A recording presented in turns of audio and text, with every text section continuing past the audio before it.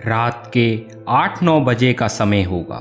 होली के 7 दिन बाद राम, मनोमोहन, राखल, नृत्य गोपाल आदि भक्तगण श्री रामकृष्ण को घेर कर खड़े हैं। सभी लोग हरि नाम का कीर्तन करते करते तन्मय हो गए हैं। कुछ भक्तों की भावावस्था हुई है। भावावस्था में नृत्य गोपाल का वक्षस्थल लाल हो गया है।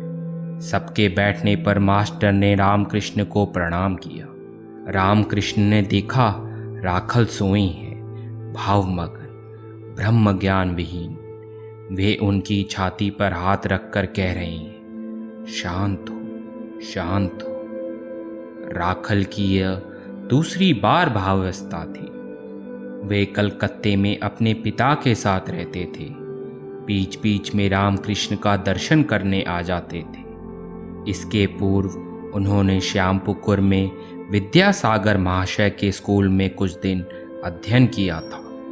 रामकृष्ण ने मास्टर से दक्षिणेश्वर में कहा था, मैं कलकत्ते के बलराम के घर जाऊंगा, तुम भी आना।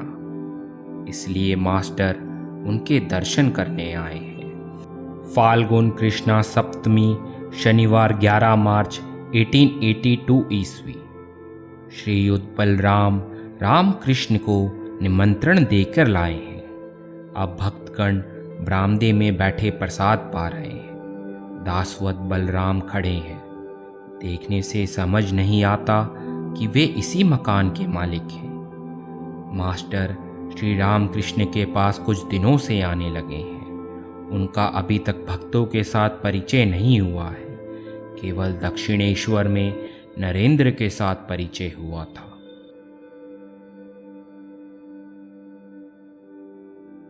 कुछ दिनों बाद श्री रामकृष्ण दक्षिणेश्वर में शिव मंदिर की सीढ़ी पर भावाविष्ट होकर बैठे हैं। दिन के 4-5 बजे का समय होगा। मास्टर भी पास ही बैठे हैं। थोड़ी देर पहले श्री रामकृष्ण उनके कमरे के फर्श पर जो बिस्तर बिछाया गया है उस पर विश्राम कर रहे थे। अभी उनकी सेवा के लिए सदैव उनके पास कोई नहीं रहता है। हृदय के चले जाने के बाद से उनको कष्ट हो रहा है। कलकत्ते से मास्टर के आने पर वे उनके साथ बात करते करते श्री राधाकांत के मंदिर के सामने वाले शिव मंदिर की सीढ़ी पर आकर बैठे। मंदिर देखते ही वे एकाएक भावाविष्ट हो गए हैं। वे माँ काली के साथ बातचीत कर रहे हैं। कह रहे हैं, माँ, सभी कहते हैं मेरी घड़ी ठीक चल रही है। ईसाई, हिंदू, मुसलमान सभी कहते हैं मेरा धर्म ठीक है। परंतु माँ, किसी की भी तो घड़ी ठीक नहीं चल रही है। तुम्हें ठीक ठीक कौन समझ सका है?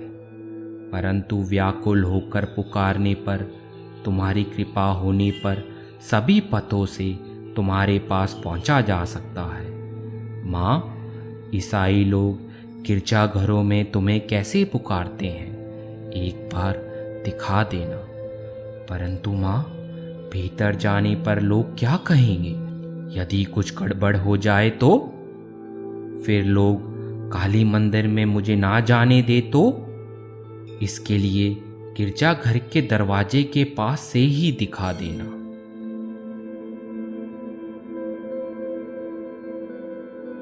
तीसरा प्रसंग, भक्तों के साथ भजनानंद में प्रेम की सुरा।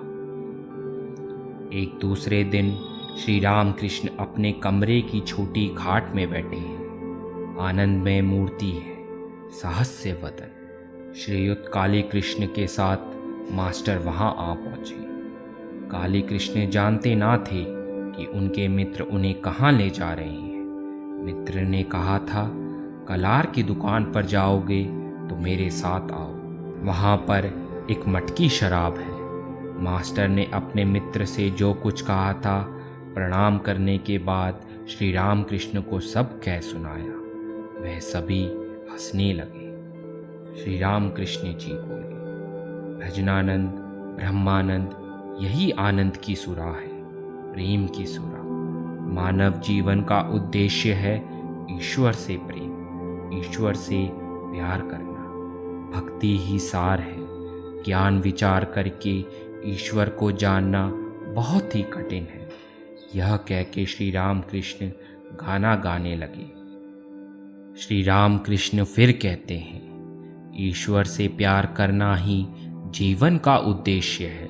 जिस प्रकार वृंदावन में गोप गोपीगण राखा लगन श्री कृष्ण से प्यार करते थे, जब श्री कृष्ण मथुरा चले गए, राखा लगन उनके विरह में रो रो कर घूमते थे।